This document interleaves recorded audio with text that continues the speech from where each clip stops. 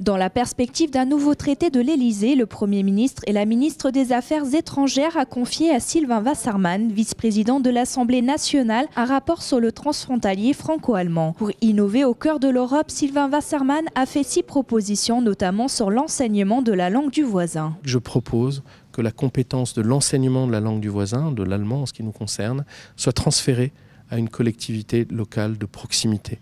Donc, par exemple, les départements ou la collectivité Alsace, si elle naît dans les mois ou les années à venir. Donc, sur ce sujet-là, je pense qu'il faut des locuteurs natifs pour enseigner l'allemand. Il faut un lien avec les politiques jeunesse et les politiques culturelles. Et il faut redonner le goût de l'allemand à nos enfants. Parmi les autres propositions se trouve aussi le développement économique entre les deux pays transfrontaliers, comme notamment faciliter la concordance des droits. À la fois les eurodistricts, qui sont des bassins de vie sur lesquels on peut expérimenter notamment des mises en cohérence entre le droit français et allemand, à la fois sur des coopérations entre villes frontalières. Après, les élus s'en saisissent ou pas, mais offrir une liberté nouvelle aux collectivités des deux côtés du Rhin pour coopérer. Sylvain Wassermann propose aussi que chaque jeune Français et Allemand de la zone frontalière puisse au moins une fois dans sa scolarité pouvoir vivre l'expérience d'un débat au Parlement européen ou au Conseil de l'Europe en devenant jeune député d'un jour.